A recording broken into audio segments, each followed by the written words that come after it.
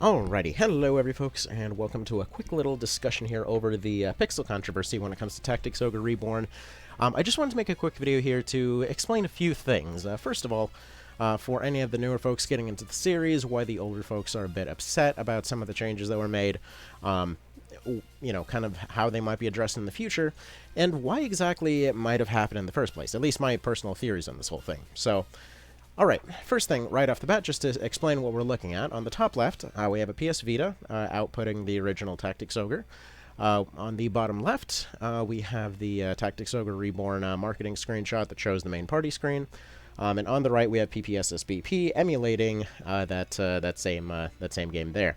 So, right off the bat, you may notice something that doesn't really get talked about very much, which is just the color vibrance. Basically, when it comes to emulation, for whatever reason, it always looks a little bit kind of grayer, darker, more washed out, that kind of thing. I mean, obviously, emulation's not going to be perfect. PPSSPP is universally pretty awesome, and most of the time, you really can't tell that much of a difference. But when you put them up side by side, it's quite a bit more noticeable. So there's just a certain vibrance there, and I will say, for Reborn's sake, I will say they did seem to realize this. So, for example, this is the default settings on PPSSPP. But again, we're going to be going over a few little things that you can change, and why exactly this game doesn't actually handle a lot of those changes particularly well, and how I think we wound up with the sort of more clayish looking sprites. So okay, let's go ahead and mess around with some filters just to do this. So for one thing, I might say, okay, it needs a shader. Maybe it needs some natural colors. Oh. You know, natural colors made it blurry. Okay, that's kind of weird. That's the no blur version. What do we do? What about the normal version? Oh, okay, that's disgusting. We're going to go ahead and not do that. Maybe make it look like it's on a CRT. I don't know why you'd do that. I mean, it looks fugly, but okay, maybe it's good for a video or something. Maybe give it some anti-aliasing. Supposedly, that's what makes the Vita do it. Okay, that doesn't work at all. All right, what's next? Give it a vignette. I mean, that didn't really seem to help much. All right, make it a cartoon. Okay, that is horrific. Let's not. You may notice a theme right away, because it seems like emulation doesn't seem to really understand where stuff starts and ends with this game. So the one that I've typically heard recommended the most was the Spline 36 upscaler here. Which doesn't really look that much different from the default settings. So, and just for the sake of comparison, let's go ahead and turn that off right here. You can see, like, it sharpens it up a little bit, but that's about it. So, just to skip a little bit of time here, we can go through all of the shaders. Even if we switch it to PSP color as one of the settings, you can tell it doesn't really properly do PSP color. Okay, so that might be just, you know, just a shader thing. It's what they use, whatever. What about upscaling? How does it handle upscaling? Well, let's look at the difference between 1 times the resolution, which is right here, and 10 times resolution. Holy shit. What a difference. Okay, so that didn't really help much. So let's go ahead and set it back down to 2 times. That's usually the one that ends up, you know, playing the best with a lot of this stuff. Alright, so, what else can we do? What about, scaling? Can we maybe scale it up a little bit? 2 times scaling? Didn't really... Okay. That looks familiar. So, basically, it is texture scaling, just so you know, that kind of got it where it is. And the reason that I'm not terribly kind of mad about how it wound up looking at this point, like, it's not ideal. It's not perfect. But, all things considered... Aside from redrawing them entirely, which, yeah, that'd be ideal, there may be technical reasons why that's not happening. So we can upscale it quite a bit. It just ends up looking more and more clay. But the reason is, and I've asked a few folks on the hardware side of things here, why it is that this game is so friggin' weird about just kind of behaving when it comes to upscaling, when it comes to different resolutions. Why a lot of things don't seem to affect it as well as you'd think they would. One more random edit, just for the sake of coughing. And by the way, upscaling it to 5 times, you can see it doesn't really help matters at all.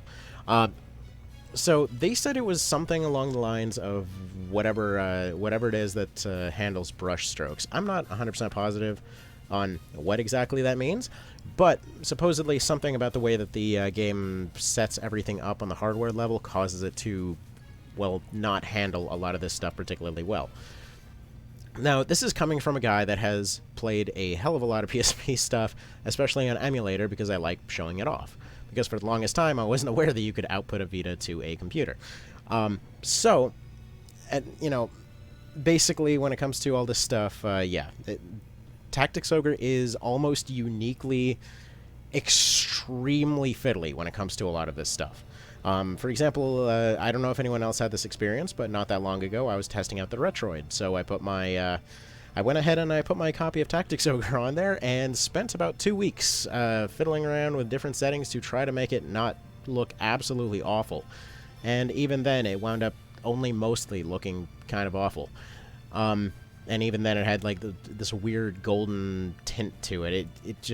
It looked really, really weird.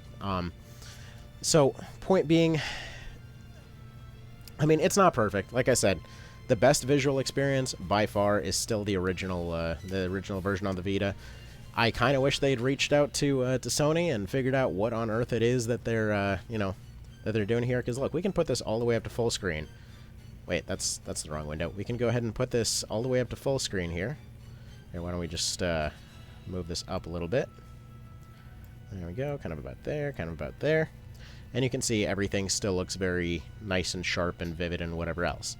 Now, if anybody could explain to me what kind of techno magic they did to, to make it look like this, well, I don't know. But for whatever reason, it looks way better on a Vita, which is also a device that plays on full screen, so technically, they could have made it look like this, supposedly. Again, because the Vita actually runs all of this stuff natively, there is the possibility that it's just something very particular to the device that makes it able to handle whatever it is this game's doing particularly well. I just know that on the emulation side, and presumably, on the rebuilding side here, it's going to wind up looking just upscaled. So yeah, again, it might just be some proprietary thing Sony wouldn't want to share. It may just be specifically a PSP thing.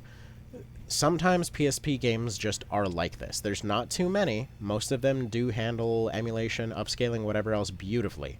Like, for example, if we looked at Armored Core, like, the difference between, non-upscaled and upscaled is just a complete night and day difference. It just looks entirely different. Anyway, so yeah, that's about that. I hope this helped to kind of explain some of this stuff.